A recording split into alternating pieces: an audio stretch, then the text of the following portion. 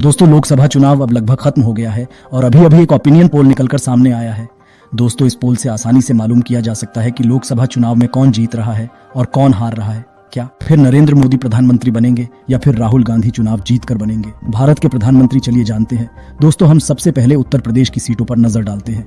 तो देखिए, उत्तर प्रदेश में 80 लोकसभा सीट है और बीजेपी को लगभग 45 से 50 सीटें आने का अनुमान है, तो कांग्रेस के इंडिया गठबंधन को 25 से 30 सीटें आने का अनुमान है।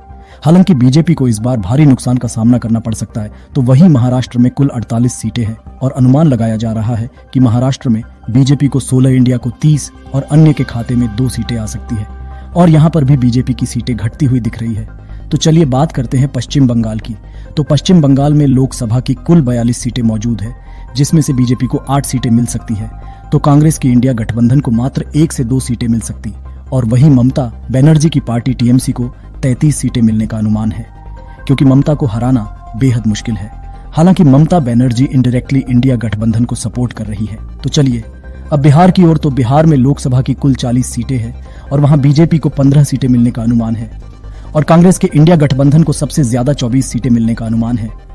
वहीं तमिलनाडु में लोकसभा की कुल 39 सीटें मौजूद है और तमिलनाडु में बीजेपी की हालत खस्ता है, क्योंकि तमिलनाडु में बीजेपी अपना खाता तक नहीं खोलती दिख रही। तो वहीं कांग्रेस के इंडिया को 37 सीटें मिल सकती, तो अदर्स को 1 से 2 सीटें मिल सकती है। तमिलनाडु में बीजेपी का सुपड़ा साफ हो गया है। वहीं मध्य प्रदेश में लोकसभा की 29 सीटें हैं, जहां बीजेपी को सबसे ज्यादा 16 सीट मिलने का अनुमान है, तो कांग्रेस को 13। हालांकि इस बार बीजेपी की सीटें घटी है। तो चलते हैं अगले राज्य कर्नाटक की ओर। तो यहाँ लोकसभा की 28 सीट हुई। ओपिनियन पोल के मुताबिक बीजेपी को 14, तो वही कांग्रेस के इंडिया को भी 14 सीट मिलने का अनुमान है। दोस्तों, कर्नाटक में बीजेपी और कांग्रेस आमने सामने है। तो चलते हैं भारत के अगले राज्य गुजरात की ओर। दोस्तों, गुजरात में लोकसभा की कुल 26 सीटें मौजूद है, तो वही पीएम मोदी और अमित शाह गुजरात से आते हैं और इसी वजह से गुजरात में बीजेपी की अक्सर जीत होती है और यहाँ बीजेपी को लगभग 20 सीटें मिल सकती है और कांग्रेस को 6 सीटें मिल सकती है। और इसी के साथ बात करते हैं राजस्थान की। तो यहाँ लोकसभा की कुल 25 सीटें मौजूद है और यहाँ बीजेपी को सबसे ज्यादा 15 सीट, तो कांग्रेस को 10 सीट मिल सकती है। चलते हैं आंध्र प्रदेश की ओर। तो यहाँ भी लोकसभा के 25 सीटें हैं। ये बीजेपी को 8, तो कांग्रेस को सिर्फ 2 सीटें मिल सकती है और अन्य को सबसे ज्यादा 15 सीट आने का अनुमान लगाया जा रहा है। तो दोस्तों, इसी के साथ हम चलते हैं केरल राज्य की तरफ। केरल ने लोकसभा की कुल 20 सीटें हैं। यह पर बीजेपी को 0 मिल सकता है, तो वहीं इंडिया गठबंधन क्लीन स्वीप करते नजर आ रही है, क्योंकि इंडिया गठबंधन 20 के 20 सीट जीतती दिख रही है। और केरल, तमिलनाडु ऐसे 2 राज्य है जहां बीजेपी अपना खाता तक नहीं झोल पा रही है। तो चलिए ओडिशा राज्य की तरफ। दोस्तों, ओडिशा में लोकसभा की कुल 21 सीटें मौजूद है, जिसमें से बीजेपी को 2 सीटें, कांग्रेस को 8, तो वहीं अन्य को सबसे ज्यादा 11 सीटें मिलने का अनुमान है।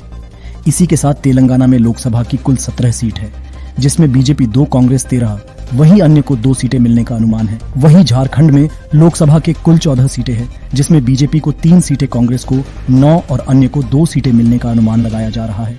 अब बात करते हैं असम की, जहां पर लोकसभा की कुल 14 सीटें हैं और यह सबसे ज्यादा बीजेपी 8 सीट, कांग्रेस 4 और अन्य के खाते में 2 सीटें आ सकती है। और इसी के साथ बात करते हैं राजस्थान की। तो यहाँ लोकसभा की कुल 25 सीटें मौजूद है और यहाँ बीजेपी को सबसे ज्यादा 15 सीट, तो कांग्रेस को 10 सीट मिल सकती है। चलते हैं आंध्र प्रदेश की ओर। तो यहाँ भी लोकसभा के 25 सीटें हैं। ये बीजेपी को 8, तो कांग्रेस को सिर्फ 2 सीटें मिल सकती है और अन्य को सबसे ज्यादा 15 सीट आने का अनुमान लगाया जा रहा है। तो दोस्तों, इसी के साथ हम चलते हैं केरल राज्य की तरफ। केरल ने लोकसभा की कुल 20 सीटें हैं।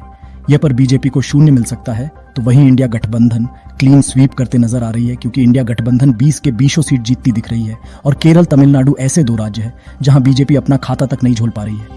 तो चलिए ओडिशा राज्य की तरफ। दोस्तों, ओडिशा में लोकसभा की कुल 21 सीटें मौजूद है, जिसमें से बीजेपी को 2 सीटें, कांग्रेस को 8, तो वहीं अन्य को सबसे ज्यादा 11 सीटें मिलने का अनुमान है। इसी के साथ तेलंगाना में लोकसभा की कुल 17 सीट है, जिसमें बीजेपी 2, कांग्रेस 13, वहीं अन्य को 2 सीटें मिलने का अनुमान है। वहीं झारखंड में लोकसभा के कुल 14 सीटें हैं, जिसमें बीजेपी को 3 सीटें, कांग्रेस को 9 और अन्य को 2 सीटें मिलने का अनुमान लगाया जा रहा है। अब बात करते हैं असम की, जहां पर लोकसभा की कुल 14 सीटें हैं और यह सबसे ज्यादा बीजेपी 8 सीट, कांग्रेस 4 और अन्य के खाते में 2 सीटें आ सकती है। वहीं पंजाब में लोकसभा की कुल 13 सीटें मौजूद है और यहाँ बीजेपी का खाता खुलता नहीं दिख रहा, तो कांग्रेस को 9, तो अन्य को 4 सीटें मिल सकती है। वही बात करते हैं छत्तीसगढ़ की। तो यहाँ लोकसभा की कुल 11 सीटें हैं। यहाँ बीजेपी को 6, तो कांग्रेस को 5 सीटें मिलने का अनुमान है। अब बात करते हैं हरियाणा की। तो यहाँ लोकसभा की कुल 10 सीटें हैं और यहाँ बीजेपी को 2, कांग्रेस को 6 और अदर्स को 2 सीटें मिल सकती है। वहीं उत्तराखंड में लोकसभा की कुल 5 सीटें हैं। यहाँ बीजेपी को 4, कांग्रेस को सिर्फ 1 सीटें मिल सकती। इसी के साथ बात करते हैं हिमाचल प्रदेश की। तो यहाँ लोकसभा की कुल 4 सीटें हैं और बीजेपी कांग्रेस को 2-2 सीटें मिलने का अनुमान है। तो वही गोवा में 2 सीटें हैं और दोनों पार्टी को 1-1 सीटें मिल सकती है। वहीं मेघालय में भी लोकसभा की कुल 2 सीटें हैं और यहाँ बीजेपी और कांग्रेस को 1-1 सीटें मिल सकती है। उसी तरह अरुणाचल प्रदेश में भी 2 सीटें हैं और दोनों पार्टी को 1-1 सीट मिल सकती है। वहीं त्रिपुरा में लोकसभा की कुल 2 सीटें हैं और यहाँ की दोनों सीटें बीजेपी को जाती हुई दिख रही है।